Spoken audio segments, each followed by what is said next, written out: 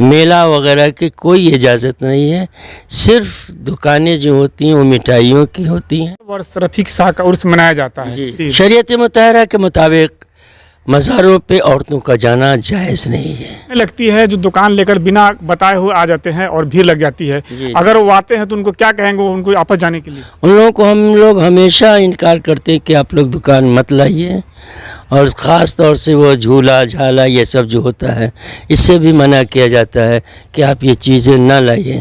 ہاں، مٹھائی کی دکان ہے، چادروں کی دکان ہے، یا اور تھوڑی موڑی جو مٹھائیوں کی دکانیں ہوتی ہیں وہی بس اجازت ہے، اس کے علاوہ کوئی میلہ ٹھیلے کی عورت ہیں جن کا منت ہوتا ہے، وہ منت مانتے ہیں، تو ان کو تو آنا ہوگا، تو کیسے آئیں گی اور کس طرح سے آپ ادب و احترام سے جائیں گے؟ نہیں، ادب کے ساتھ ان کو آنا ہے۔ اگر کسی نے منت مانی ہے تو ادب کے ساتھ آئیں گی، مزار شریف کے اندر داخل نہیں ہوں گی، مزار کے باہر آدمی موجود ہوتے ہیں، وہ فاتحہ کریں گے اور اس نظر کو ان کو واپس کر دیں گے۔ سرزمین چکوا سے، چکوا پنچایت سے، چکوا گاؤں سے ایک بہت بڑا امام کے دوارا فیصلہ لیا گیا ہے، جس میں ان کے دوارا کہا گیا ہے کہ کسی بھی شادی میں ڈی جے بجتا ہے، باجا بجتا ہے، دہیج لیتے ہیں، تو ان کے شادی میں جتنا علاقائی علماء ہے وہ نکاح نہیں پڑھائیں گے، اور عوام بھی ہے ان کا ساتھ دے، صرف علماء سے نہیں ہوگا۔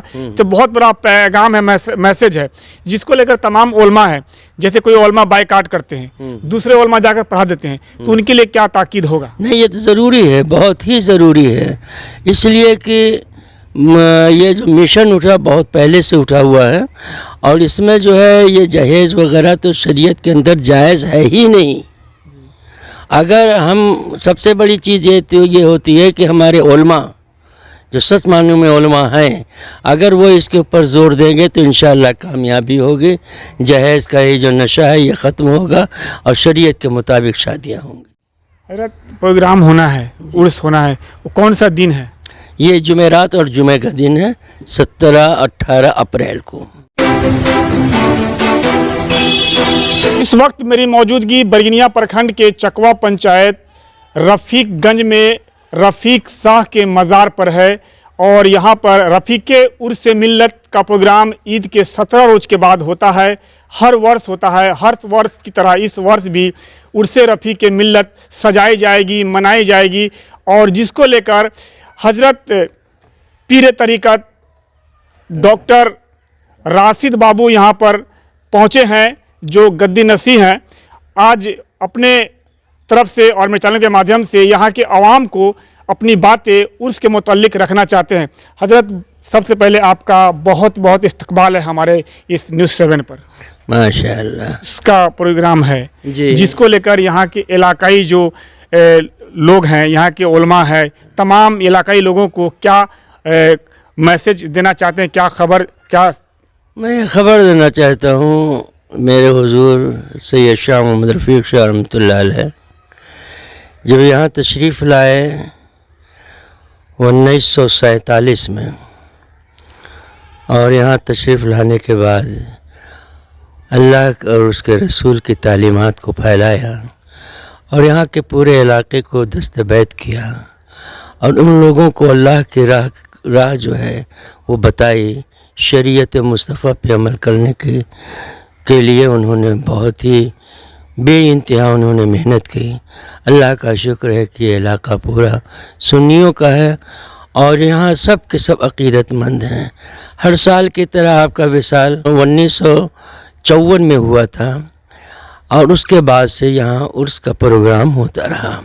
یہ عرس شریعت کے مطابق ہوتا ہے، ناچ گانا باجا ڈی جے وغیرہ کسی چیز کی بھی یہاں پہ اجازت نہیں ہے، میلہ وغیرہ کی کوئی اجازت نہیں ہے، صرف دکانیں جو ہوتی ہیں وہ مٹھائیوں کی ہوتی ہیں، اور بڑے ہی شوق ذوق سے پروگرام ہوتا ہے، نعت پاک ہوتی ہے، تقاریریں ہوتی ہیں، اور یہاں کے عوام بڑے ہی دلچسپی سے اس عرس کو مناتے ہیں۔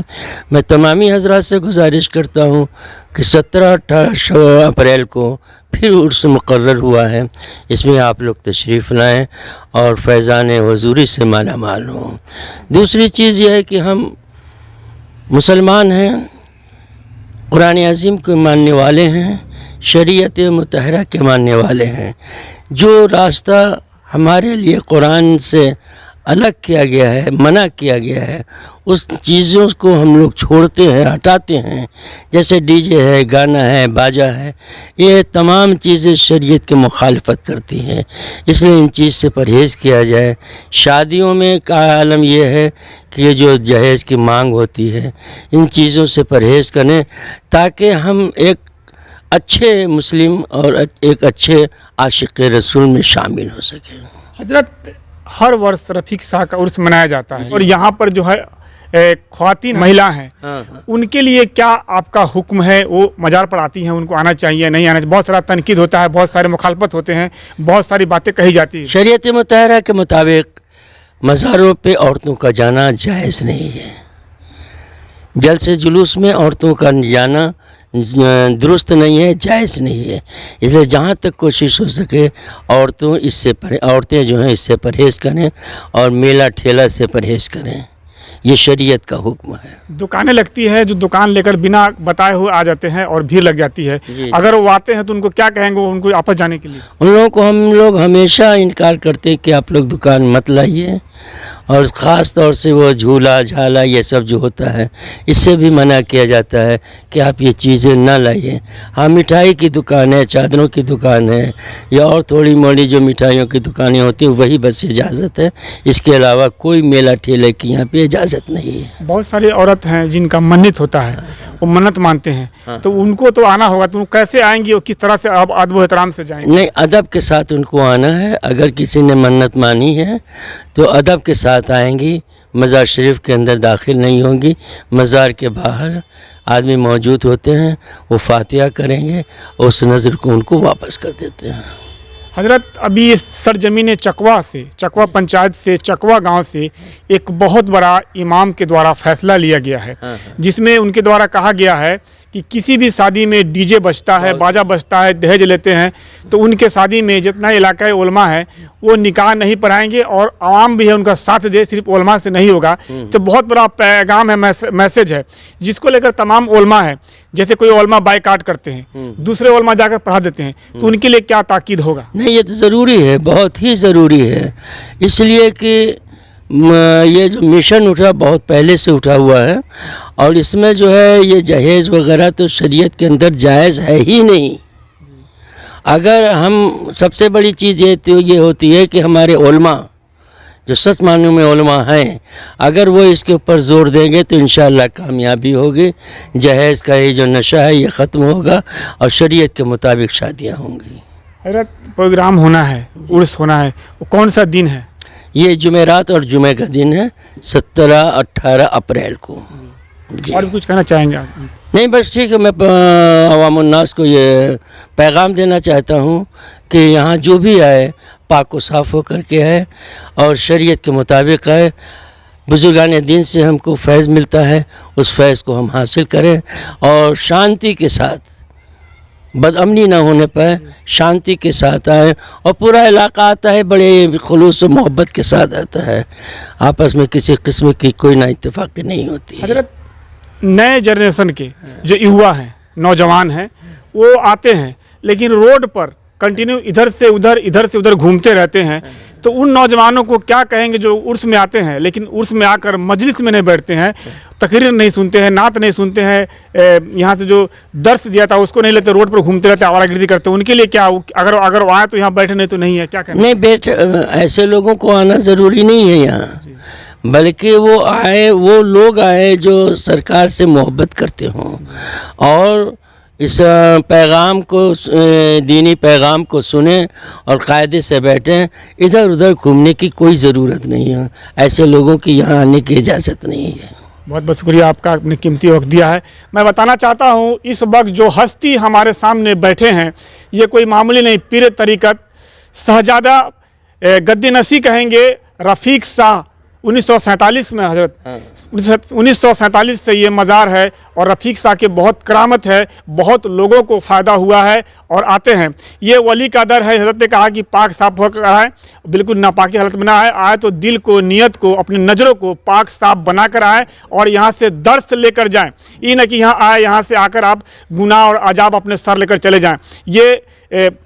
یہ ولی اور بزرگ کا یہ جگہ ہے تو یہاں پر ایک شاعر نے پڑھا تھا کہ سنگدلہ شریف سے منگوا کر جام رفیق ملت پیتے ہیں. حضرت سنگدلہ شریف سے ہے. حضرت سنگدلہ شریف سے آپ ہے, وہاں کے بارے میں ذرا ایک دوسرا بتائیں. ہمارا سنگدلہ شریف ہمارے پردادا سید حافظ وزیر شاہ رحمۃ اللہ علیہ سلسلہ نقشبند کے بہت ہی کامل ولیوں میں سے گزرے ہیں, جن کا آستانہ سنگدلہ شریف میں ہے. ہمارا خاندان بہت ہی زمانہ پہلے سنگدلہ میں مقیم ہوا تھا, اور ہمارے سرکار سراؤزی علیہ الرحمہ نے اس مشن کو, ہمارا سلسلہ جو ہے وہ سلسلہ نقشبندیہ مجددیہ بن نوریہ ہے. ہمارے سرکار سراؤزی جو تھے وہ یہ علم جو ہے, علم لدونی جو ہے, یہ کابل سے لے کر کے آئے تھے. ان کے پیر و مرشد جو تھے وہ حضرت صوفی گل قابلی رضی اللہ تعالیٰ عنہ تھے, اور اس اسباق کو لے کر کے آئے سنگدلہ کی سرزمین پر. میرا ایک آستانہ وہاں پر بھی ہے جس کا نام شراء شریف ہے, اور وہیں پہ آپ مقیم ہوئے. تمام ہندوستان کے جتنے بھی باہری لوگ بھی اس جگہ آتے ہیں, فیضان حضور سے مالا مال ہوتے ہیں. بچے بھی یہاں پر تعلیم حاصل کرتے ہیں جی, تو بہت سارے دور دراز کے جو گارجین ہیں ان کو کیا کہیں گے یہاں پر بچے کو بھیج کر اپنے بچے کو حافظ اور مقرر بنائے؟ کیا بے شک میں تو گزارش یہی کروں گا کہ یہ ادارہ بھی ہے, مسجد بھی ہے, مزار بھی ہے. بچہ مدرسے میں پڑھے گا, دینی تعلیم حاصل کرے گا, مزار پہ جائے گا اور فیضان حضوری سے مالا مال ہوگا. اس کے بعد مسجد میں جائے گا تو وہ اپنے دور کا امام بھی بنے گا. جی بہت شکریہ. میں بتانا چاہتا ہوں بہت سارے لوگ ہیں جو مزاروں کو لے کر بہت تنقید کرتے ہیں, بہت طرح کے اناپ شناپ کہتے ہیں. میں کہنا چاہوں گا یہ ولی کا در ہے, یہ ولی کا در ہے, ولی کا گھر ہے. یہاں آنے سے بھی ملتا ہے, نہ آنے سے بھی ملتا ہے, لیکن وسیلہ بھی ایک چیز ہوتی ہے. وسیلے کے جر سے, وسیلے کے ساتھ انسان کی بہت ساری دکھ بلا مصیبت ختم ہوتی ہے, اور نیک جگہ پر آنے سے نیکی میں شامل ہوتے ہیں. یہی وہ جگہ ہے. اگر آپ نہیں آتے ہیں تو بھلا برا نہ کہیں, اور ولی کا در ہے, یہ آئیں گے تو ضرور اس کا اجر اور آپ کو اس کا اہمیت ملے گا. وہ آپ کو سمجھ میں لیٹ سے آئے گا, لیکن یہاں پر آپ آتے ہیں تو ادب و احترام سے آئیں, نہیں تو نہیں آئیں. اناپ شناپ بہت سارے لوگ, میں نے پوسٹ ڈالا, کمنٹ کیا, تو میں کہنا چاہوں گا یہاں پر وہ درس دیا جاتا ہے. میں نے دیکھا ہے اسی جگہ پر بچپن سے کہ بہت سارے عالم یہاں سے بن کر نکلے ہیں. آج جو بریلی کے سرزمین پر جا کر اور بڑے بڑے اسٹیج پر جا کر دنیا کو درس دے رہے ہیں, یہیں کے شاگرد جو ہے یہاں سے پڑھ کر بریلی شریف میں جا کر ڈنکا ان کا بج رہا ہے. تو میں کہنا چاہوں گا کہ جو جس نیت سے دیکھتا ہے اسے وہی نظر آتا ہے, اسے وہی نظر آتا ہے. فی الحال ابھی کے لیے اتنا ہی, اور بھی اپڈیٹ خبروں کے لیے بنے رہیں, دیکھتے رہیں نیوز 7.